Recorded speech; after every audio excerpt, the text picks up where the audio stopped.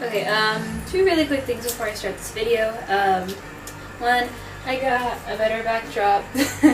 Only you can still kind of see the toilet.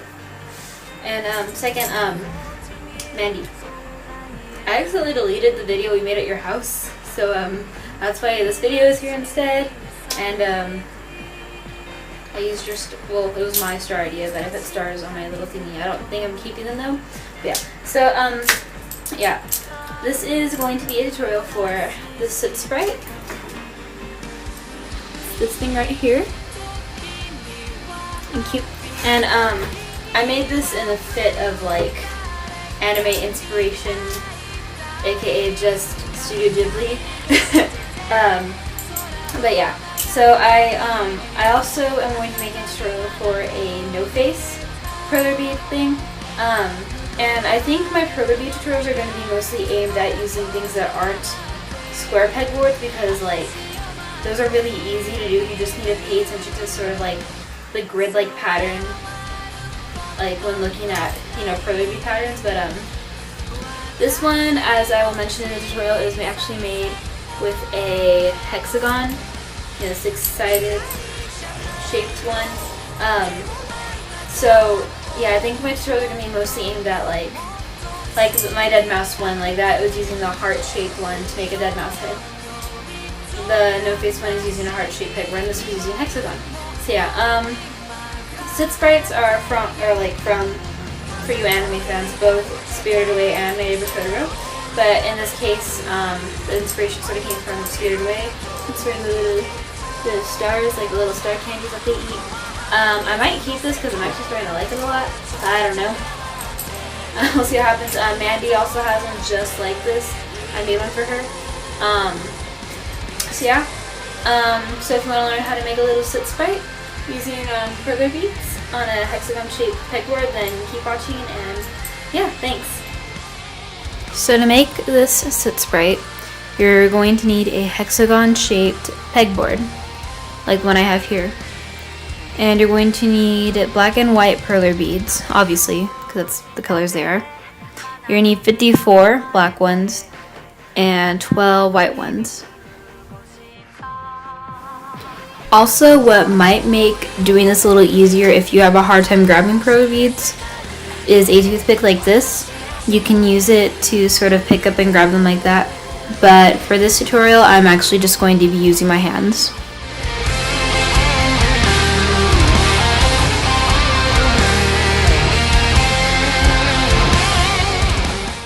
So to start, you're going to put a black perler bead down somewhere a little bit towards the top, but still sort of at the middle. That's going to be the first part of your first eye. The next thing you're going to do is place 6 perler beads around the black one you just put down. So sort of like a hexagon shape.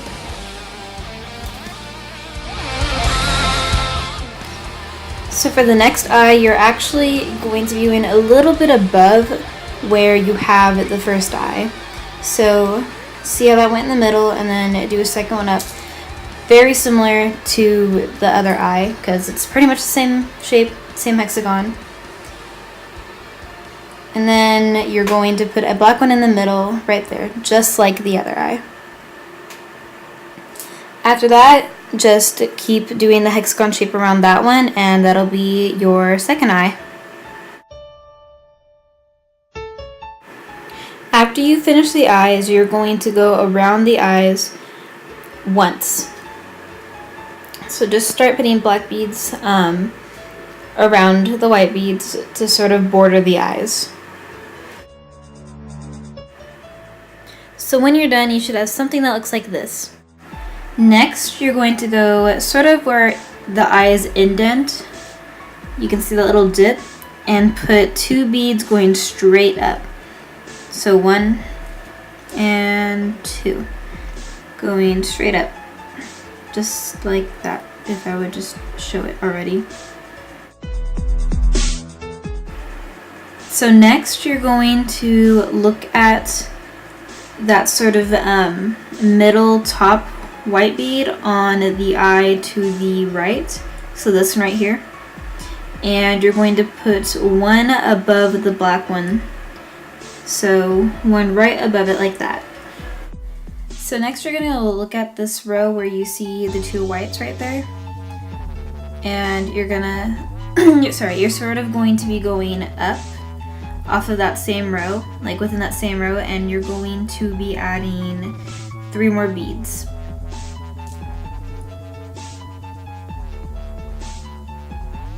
So here's 1 right above the first black one, 2 right there, and 3 at the top. So while I was making this video, I sort of was pointing at certain spots on the pegboard with the intention of explaining how to do this next part a certain way, but looking at it now, I actually know an easier way to do this. So ignoring what I'm talking about in the middle, so you see the black bead that is sort of in between the 2 white ones, how there's 1 already there. Well, you're gonna add 2 going sort of out. So just sort of try to follow what I'm doing in the video. I know it's sort of hard to understand my verbal explanation, but please bear with me.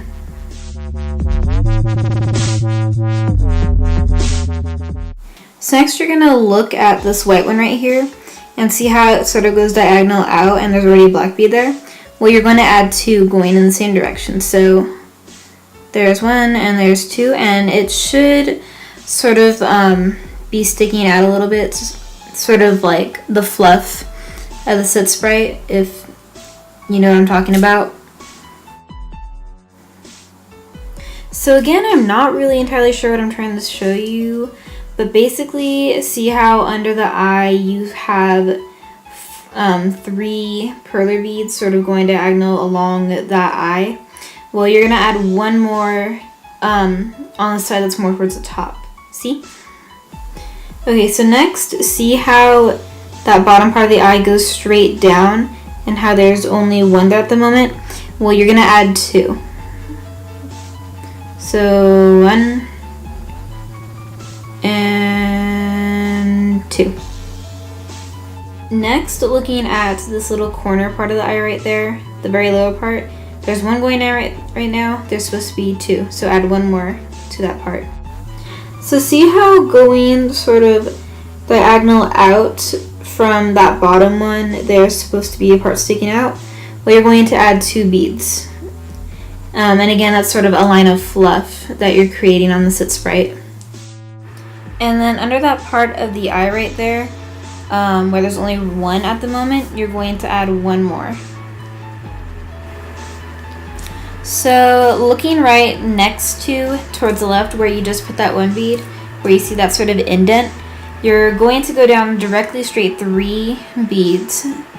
So that means 4 black beads down that way, if you're paying attention. So just add 3 beads and it'll be another fluff sticking out. And an easier way to explain this next step while sort of ignoring my hand gestures is that row you just put in 1 more below, like in the row to the left. In that 1 row with the 2 white ones, you're going to add 2 more, so that'll be 3 going down from that particular part of it. Let's just add 2. So on the bottom of the row you just did, diagonally towards the bottom left, you're going to add another bead.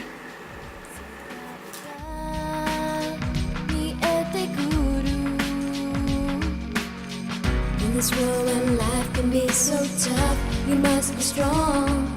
Just believe in yourself and don't you feel. So open up your mind and close your eyes. Take another look from the other side. So right here, see where there's that row, that straight row of 3 next to the eye? Well, you're going to add 1 to the top part of that row and 1 to the bottom part of that row. I meant row.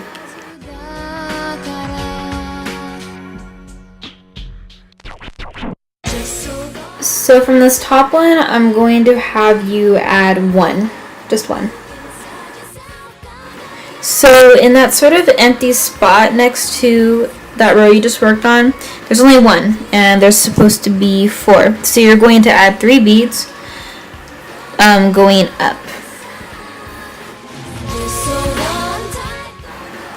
So next you see that little empty spot, sort of going diagonal up towards, or away from the eye. You're going to add 1 right there. You'll see where I put it right now. And that little crevice sort of in the eye going out, there's supposed to be 3. Right here there's only 2, so just add 1 going out that way. It's like that. Okay, so looking at this bottom row where that bottom part of the left eye seems to line up, going up and like going to the left and out, you're going to add 1. So like that. And you're going to add another one, sort of skipping a peg down from where you just put the last bead. So you put the bead right there, and you're gonna skip that peg and you're gonna put it in the next one down.